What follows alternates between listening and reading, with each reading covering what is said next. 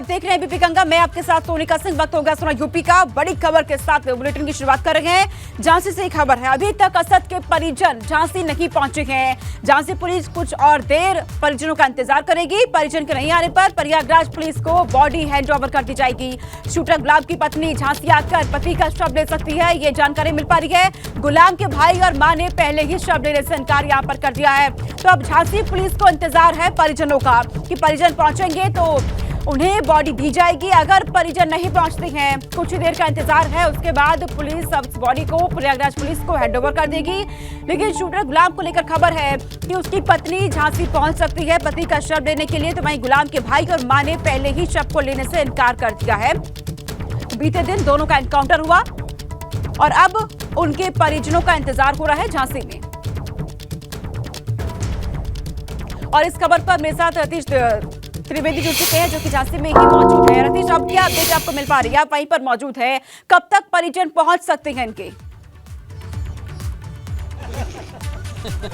देखिए, सबसे बड़ी अपडेट ये है अपने दर्शकों के लिए कि अभी तक झांसी पुलिस से किसी ने भी संपर्क नहीं साधा। यानी कोई भी परिजन या किसी भी तरीके का, रात में फैक्स किया गया था, इंटीमेशन दिया गया था कि झांसी में इस तरीके की घटना हुई है, मुठभेड़ हुई है और उसके बाद इंतज़ार किया जा रहा है परिजनों का। लेकिन जो वकील हैं उनसे बातचीत हो रही है। उनका ये कहना है कि असद के नाना और जो मौसा हैं वो वकील के साथ वहाँ से निकल रहे हैं और झांसी के लिए निकले हुए हैं। लेकिन अभी तक की जो 2 मिनट पहले की अपडेट है, झांसी पुलिस से अभी तक किसी ने भी डेड बॉडी को ले जाने के लिए संपर्क नहीं साधा है और ये सबसे बड़ी बात है। और अब मंथन शुरू हो गया है, जैसा कि हम सुबह से ही अपने दर्शकों को बता रहे हैं कि जो झांसी पुलिस है इस बात पे मंथन कर रही है कि अगर कोई संपर्क अगले कुछ घंटे में नहीं साधता है तो उसका क्या करना है। यानी ये रास्ता भी अख्तियार किया जा सकता है कि झांसी पुलिस प्रयागराज पुलिस को डेड बॉडी ले जाकर के हैंडओवर कर दे। यानी अभी तक संपर्क किसी भी परिजन ने नहीं साधा है झांसी पुलिस के अधिकारियों से।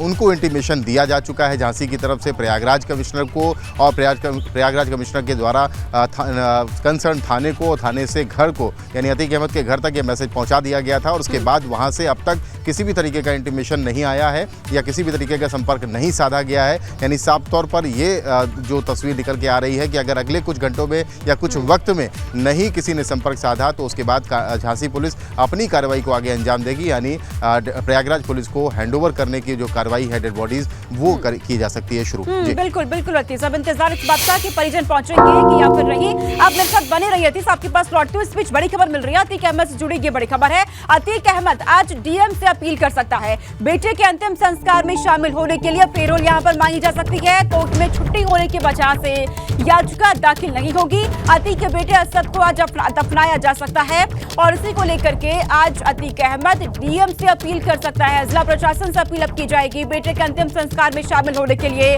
दरअसल कोर्ट की आज छुट्टी है और इसी वजह से उसकी याचिका दाखिल नहीं हो सकती है। तो ऐसे में अतीक अपने बेटे के अंतिम संस्कार में पहुंचने के लिए डीएम से गुहार लगाएगा।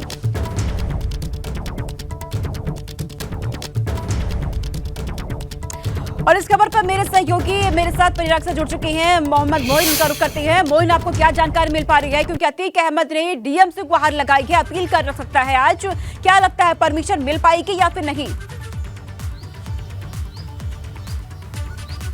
जी बिल्कुल, निश्चित तौर पर कहा जा सकता है कि बाहुबली अतीक अहमद को कल जैसे ही बेटे के एनकाउंटर में मारे जाने की खबर मिली उसके बाद वो भावुक हो गया, कोर्ट रूम में ही फूट फूट कर रोने लगा था और उसके बाद उसने इच्छा जताई कि वो अपने बेटे के जनाजे में शामिल होना चाहता है, आखिरी बार उसका दीदार करना चाहता है। तो अतीक के वकीलों की तरफ से ये रणनीति बनाई गई थी कि आज कोर्ट में इसके लिए अर्जी दाखिल की जाएगी, कोर्ट से कुछ घंटों की पैरोल पर रिहा किए जाने की मांग की जाएगी या फिर पुलिस कस्टडी में जो कब्रिस्तान है प्रयागराज के कसारी मसारी इलाके का वहां तक भेजे जाने की गुहार लगाई जाएगी। लेकिन कल शाम अचानक इलाहाबाद हाई कोर्ट का आदेश आता है कि आज उत्तर प्रदेश की सारी अदालतें अंबेडकर जयंती की वजह से बंद रहेंगी। ऐसे में अब अतीक अहमद के पास कोर्ट जाने का रास्ता नहीं बचा हुआ है।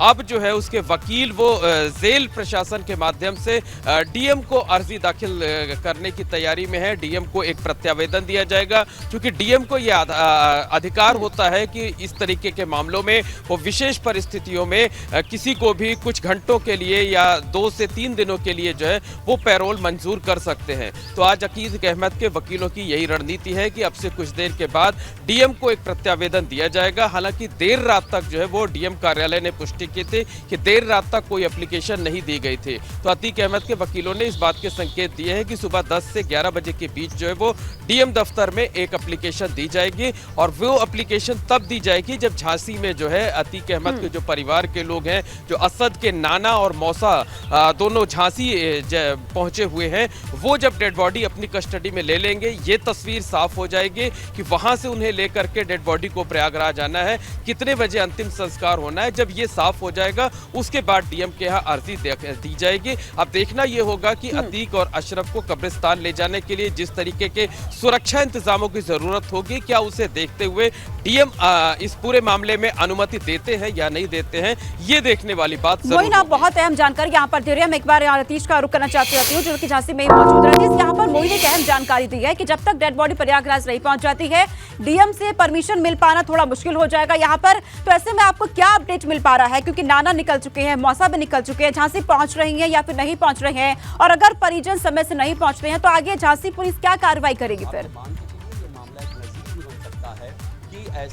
देखिए, कल जब से ये मुठभेड़ हुई है उसके बाद, उसके 2-3 घंटे बाद से ही ये इन्फॉर्मेशन निकल के आ रही थी कि असद के परिजन शवों को लेने यहाँ पर ज़रूर आएंगे, शव को लेने यहाँ पर पहुँचेंगे। रात में ये बात निकल के आई कि 11 से 12 बजे का वक्त होगा, क्योंकि 6 से 7 घंटे का वक्त लगता है प्रयागराज से और यहाँ पर आने में, झांसी आने में। तो ऐसे में 6-7 बजे सुबह तक, 5-6 बजे सुबह तक जो असद के नाना हैं, असद के मौसा हैं, और उनके साथ एक वकील भी आ रहा है। लेकिन लगातार हम यहाँ पर 5:30-6 बजे से मौजूद हैं और रात में भी लगातार देखते रहे, बातचीत करते रहे लोगों से।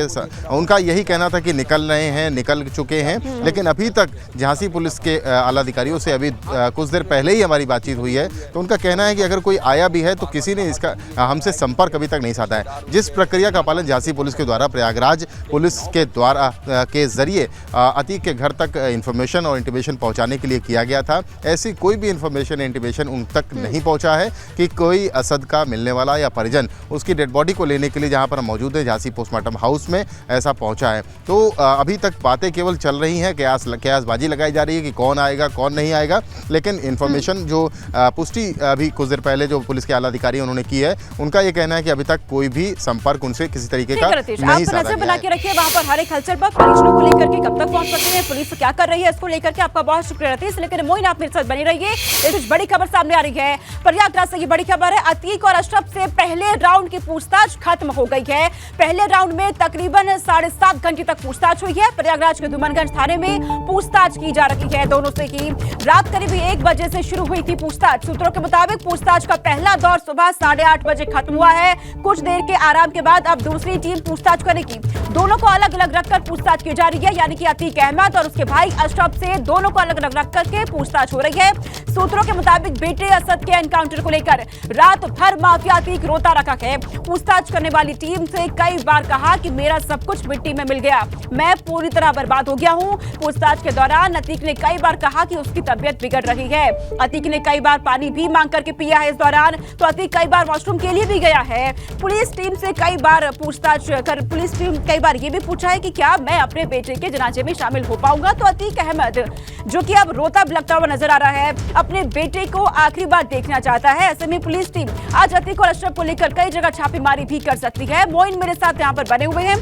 मोइन, जिस तरीके से अब अतीक अहमद से उसके भाई अशरफ से पूछताछ हो रही है, लेकिन इन सब के बीच एक जो अहम बात की एक माफिया अब ये कहता हुआ यहाँ पर नजर आया है मोइन कि मेरा सब कुछ मिट्टी में मिल गया है।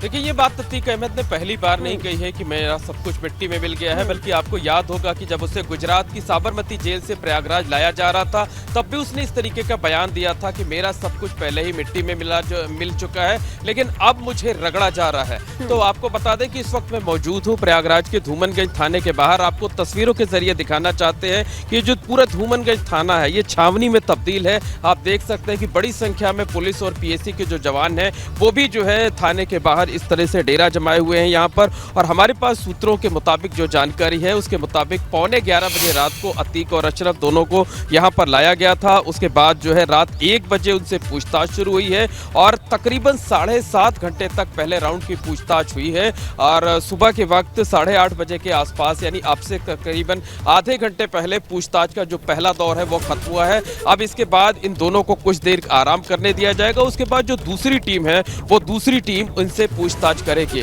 वैसे पुलिस सूत्रों का यह दावा है कि पूछताछ में अतीक और अशरफ ने उमेश पाल शूटआउट केस को लेकर बहुत ढेर सारे राज उगले हैं, बहुत सी ऐसी चौंकाने वाली जानकारियां दी हैं जो आने वाले दिनों में केस के ट्रायल के दौरान या साथ साथ पुलिस की विवेचना में बेहद अहम साबित हो सकते हैं। तो अतीक और अशरफ ने उमेश पाल हत्याकांड से जुड़े हुए ढेर सारे जो राज हैं वो उजागर किए हैं, बहुत सी अहम जानकारियां दी हैं। ये बताया है कि किस तरीके से आईफोन और सिम कार्ड का इस्तेमाल किया गया था, उन्हें कैसे अरेंज किया गया था, असलहे कहां से आए हुए थे, शूटरों से किस तरीके से संपर्क साधा गया था, कैसे शूटरों के साथ व्हाट्सएप कॉलिंग पर और फेस टाइम पर बातचीत होती थी। तो तमाम अहम जानकारियां पुलिस के हाथ लगी हैं। इन सारी जानकारियों को नोट डाउन किया जा रहा है और जो दूसरी टीम पूछताछ करने के लिए आएगी उसे पहली टीम के जो इन्वेस्टिगेशन ऑफिसर हैं वो उसे हैंडओवर करेंगे ताकि वो उस पूछताछ को आगे बढ़ा सके। इस बीच ये जानकारी जरूर मिली है कि बेटे असद को लेकर अतीक अहमद रात भर इसी धूमनगंज थाने में रोता रहा।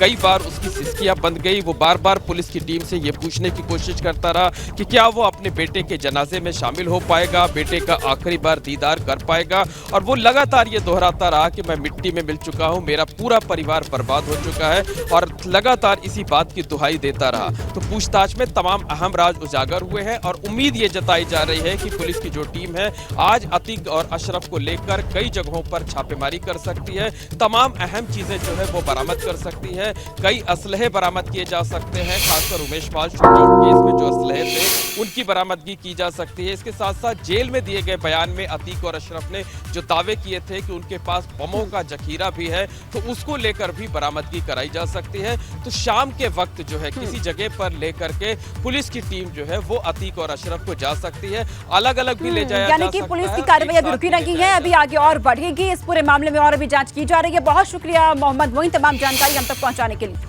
और इससे जुड़ी हुई एक और खबर आपको बता दें, फरार चल रही शाइस्ता परवीन बहुत जल्द सरेंडर कर सकती है। आज शाम को असद का अंतिम संस्कार हो सकता है। उससे पहले वो पुलिस के सामने सरेंडर कर असद के अंतिम दर्शन कराने की अपील भी कर सकती है। वकीलों के जरिए वो पुलिस के सामने सरेंडर कर सकती है। आशंका है कि वो अंतिम संस्कार स्थल पर सीधे भी पहुंच सकती है। तो शाइस्ता परवीन अब उम्मीद है, ये कहा जा रहा है कि बहुत ही जल्द सरेंडर कर सकती है। दरअसल अपने बेटे के अंतिम संस्कार में जाना चाहती है, अंतिम दर्शन करना चाहती है। उससे पहले वो पुलिस के सामने सरेंडर करके असद के अंतिम दर्शन कराने की अपील कर सकती है। ये खबर मिल रही है, वकीलों के जरिए वो पुलिस के सामने सरेंडर कर सकती है। दरअसल कोर्ट की लंबी प्रक्रिया होती है, यही वजह है कि वकीलों के जरिए पुलिस के सामने सरेंडर करने की कोशिश में अब शाइस्ता परवीन नजर आ रही है, जो कि लंबे समय से फरार है।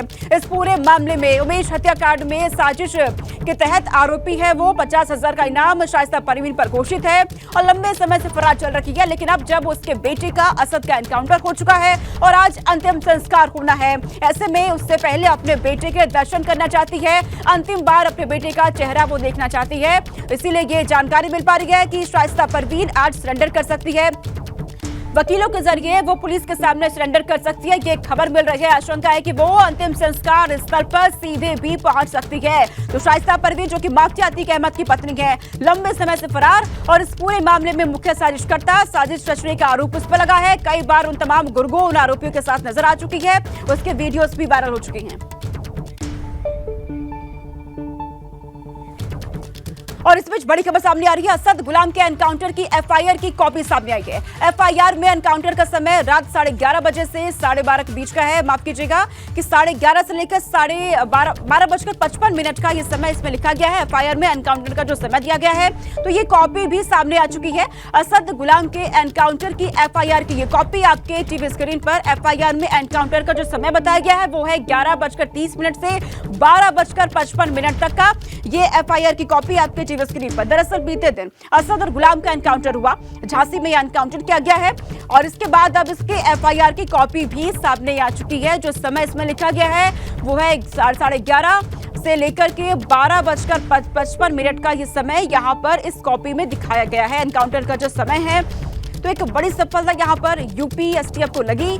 दोनों का एनकाउंटर कर दिया गया बीते दिन, असद और गुलाम का, और आज इनका अंतिम संस्कार भी होने जा रहा है। असद के परिजनों की इंतजार जहां झांसी में हो रहा है कि कब उनके परिजन पहुंचेंगे और वहां से शव को प्रयागराज लाया जाएगा, और इन सब के बीच अब एफआईआर की कॉपी भी सामने आ चुकी है।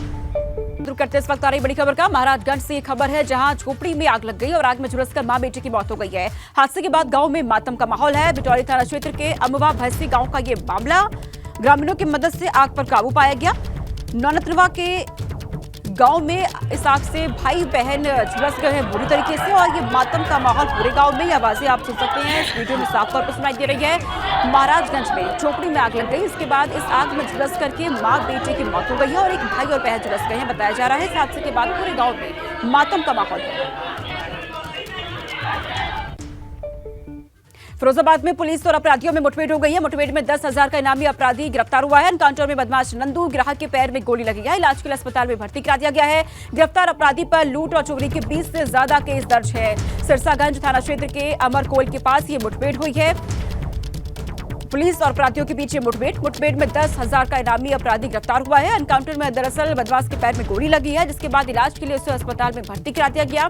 इस अपराधी पर पहले से ही लूट और चोरी के 20 से ज्यादा मामले दर्ज है और लगातार पुलिस को इसकी सूचना मिल रही थी। इसके बाद यहां पर पुलिस की तरफ से तलाशी ली गई। इसमें फिरोजाबाद में देखा गया, मुठभेड़ के दौरान पकड़ लिया गया।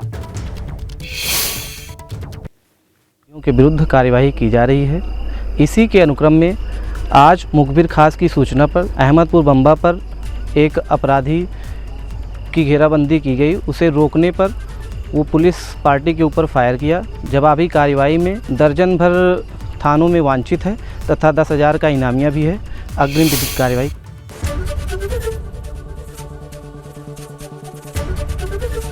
एबीपी गंगा, खबर आपकी, जुबान आपकी।